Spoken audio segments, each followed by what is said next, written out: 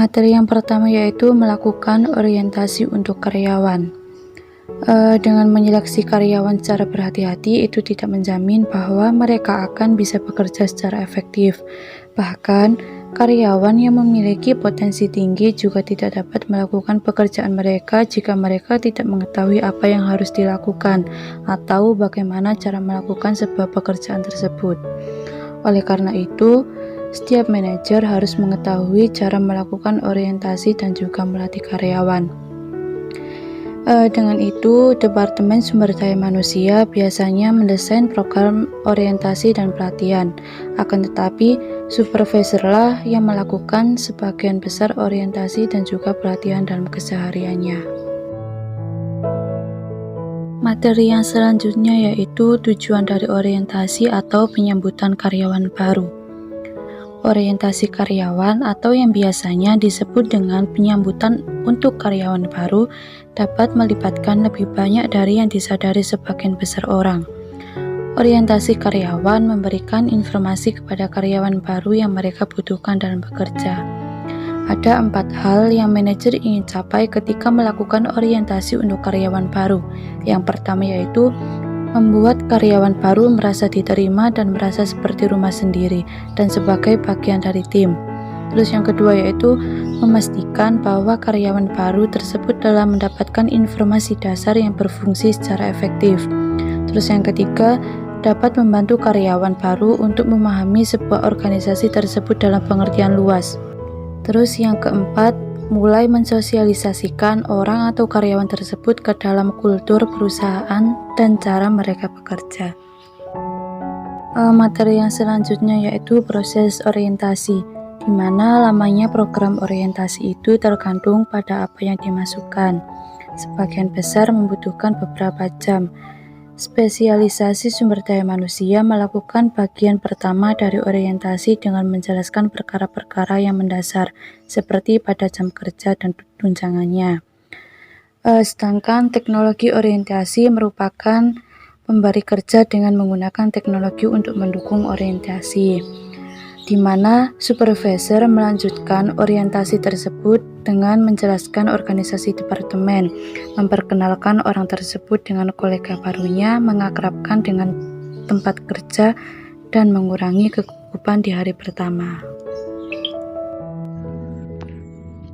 Untuk materi yang selanjutnya yaitu tentang proses atau program pelatihan. Pelatihan juga merupakan hal yang penting. Jika karyawan yang bahkan berpotensi tinggi sekalipun tidak mengetahui apa yang harus dilakukan dan bagaimana cara melakukannya, mereka akan berimprovisasi atau tidak melakukan sesuatu yang berguna sekalipun.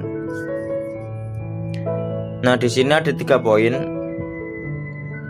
Poin yang A yaitu proses pelatihan 5 langkah. Di sini ada 5 poin.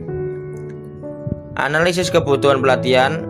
Yang kedua, desain program pelatihan keseluruhan. Yang ketiga, kembangkan mata pelajarannya. Yang keempat, implementasi pelatihan. Yang kelima, evaluasi efektivitas mata pelajaran tersebut. Untuk poin yang B, ada 6 poin. Yang pertama, analisis kebutuhan pelatihan strategis. Yang kedua, analisis kebutuhan pelatihan saat ini. Yang ketiga, analisis tugas. Yang keempat, manajemen bakat. Yang kelima, analisis kerja. Yang keenam, tidak dapat atau tidak mau. Untuk poin yang C, mendesain program pelatihan. Di sini terdapat 3 poin.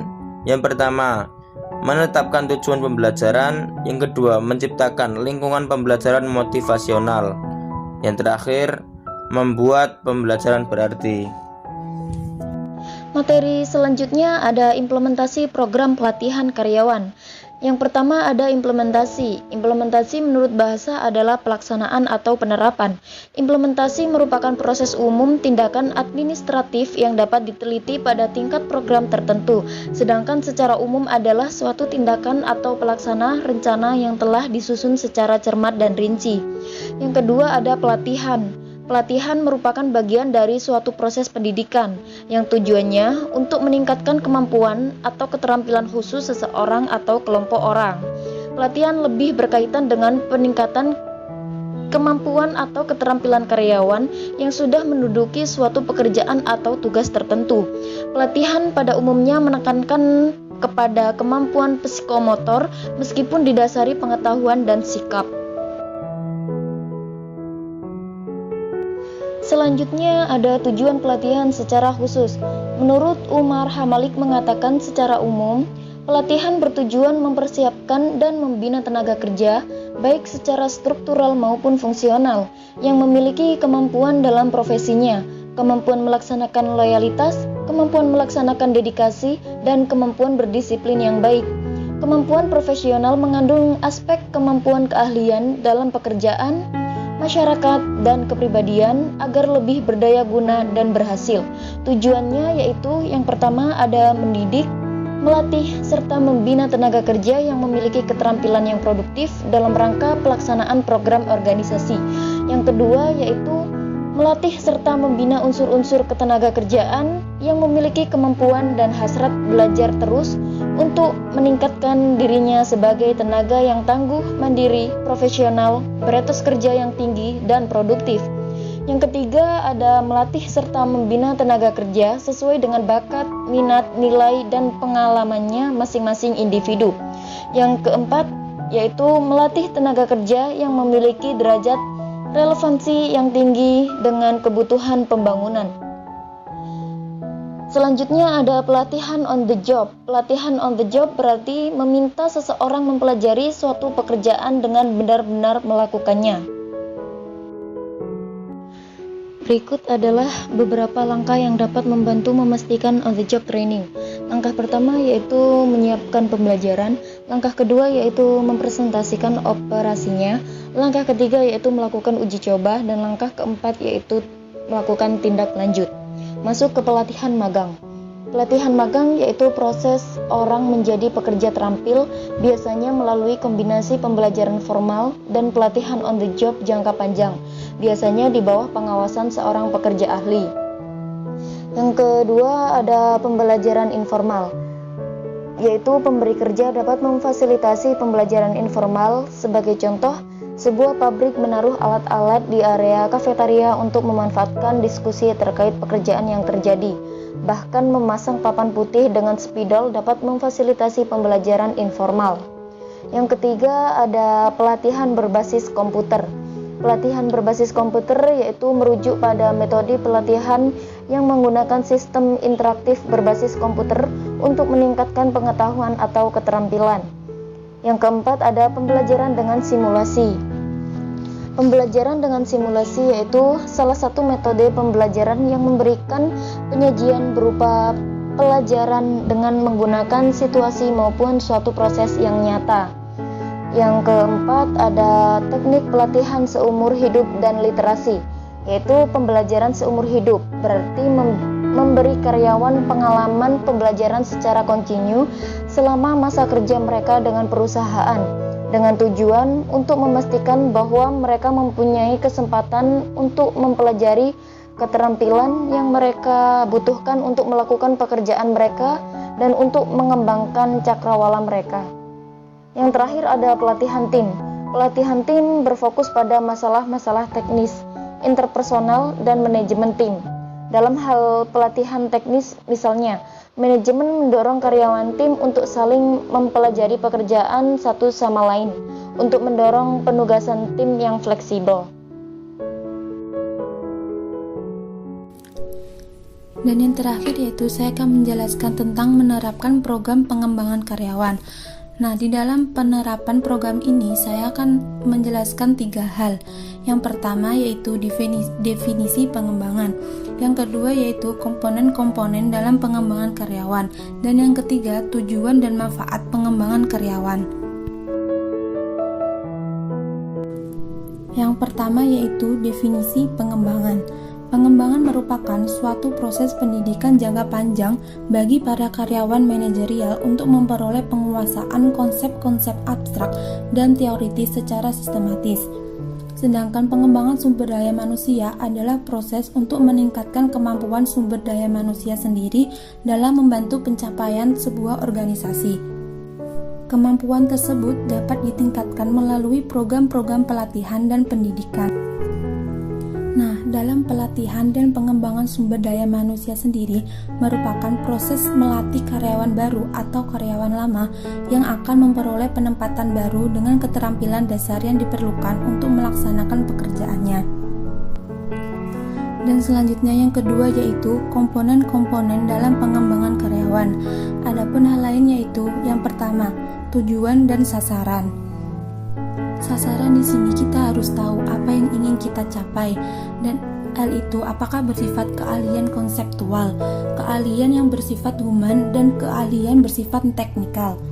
Keahlian konseptual yaitu keahlian yang menyangkut kemampuan individu dalam sebuah organisasi, seperti manajerial dalam pengambilan keputusan, penyelesaian konflik dan problem yang kompleks, penyusunan strategi dan kebijaksanaan yang kemudian bersifat secara human yang menyangkut kemampuan karyawan dalam bekerja sama. Kemudian yang B, pelatih. Nah, kemampuan pelatih ini sangat penting atau sangat besar pengaruhnya dalam mencapai keberhasilan dalam pelatihan. Seseorang pelatih dituntut untuk dapat menguasai materi pelatihan semaksimal mungkin agar peserta latihan dapat memperoleh pengetahuan dari materi yang telah disampaikan. Di sini pelatih juga harus dibekali dengan pengetahuan yang sesuai dengan materi yang dilatih. Kemudian yang C, materi pelatihan. Materi pelatihan sangat menentukan dalam memperoleh keberhasilan proses pelatihan. Materi pelatihan ini juga harus sesuai dengan persyaratan pekerjaan. Materi pelatihan pun dapat dibuat berdasarkan kebutuhannya, misalnya dari materi yang sudah ada dan pengalaman pelatih. Dan D yang terakhir yaitu metode pengembangan karyawan. Nah, di dalam metode pengembangan karyawan ini sendiri ada 4 metode, yaitu metode presentasi, yang kedua instruksi yang dipandu, dan yang ketiga pembelajaran jarak jauh keempat peserta pelatihan. Metode presentasi sendiri yakni di mana peserta pelatihan menerima secara pasif informasi yang sudah disampaikan. Dan instruksi yang dipandu atau instruction from instruction. Dengan cara ini, metode atau presentasi dengan sesi tanya jawab, sesi diskusi, ataupun dengan membahas studi kasus yang menurut adanya partisipasi aktif. Yang ketiga yaitu metode pembelajaran jarak jauh atau distance learning. Metode ini digunakan oleh perusahaan secara geografis terpisah untuk memberikan informasi tentang produk yang akan datang atau produk baru dan kebijakan ataupun prosedur. Dan terakhir yaitu metode peserta pelatihan. Nah, peserta pelatihan ini digunakan agar pelaksanaan kegiatan pelatihan itu berjalan secara efektif. Maka peserta pelatihan ini harus memiliki motivasi untuk belajar.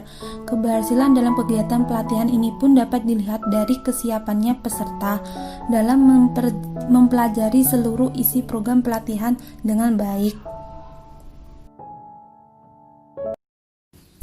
Yang C atau yang terakhir yaitu tujuan dan manfaat pengembangan karyawan. Tujuan sendiri dari pelatihan ini adalah supaya peserta itu latih dalam mencapai suatu standar, baik dalam keterampilan, dalam pengetahuan, maupun dalam tingkah laku. Selain itu, tujuan pelatihan dan pengembangan ini masih ditambah lagi untuk pembentukan karakter yang islami. Adapun manfaat pengembangan karyawan bagi perusahaan, pertama yaitu memperoleh moral pekerja. Nah, maka di sini si karyawan harus mengikuti pelatihan pekerja. Yang kedua yaitu membantu pengembangan perusahaan, dan yang ketiga membantu dalam meningkatkan produktivitas dan kualitas kerja. Sedangkan manfaat yang diperoleh karyawan yaitu yang pertama, mengembangkan jiwa untuk terus mau belajar. Nah, jiwa untuk terus mau belajar yaitu seperti tidak patah semangat dan belajar sebisanya semaksimal mungkin. Dan yang kedua yaitu membantu seseorang dalam mengembangkan keterampilan berbicara dan mendengarkan. Nah, di sini antara karyawan itu komunikasinya harus baik satu sama lain supaya yang satu bisa termotivasi oleh karyawan yang lama. Maksudnya yaitu karyawan baru bisa termotivasi oleh karyawan yang lama sehingga dapat mengembangkan keterampilan berbicara dan mendengarkan secara baik.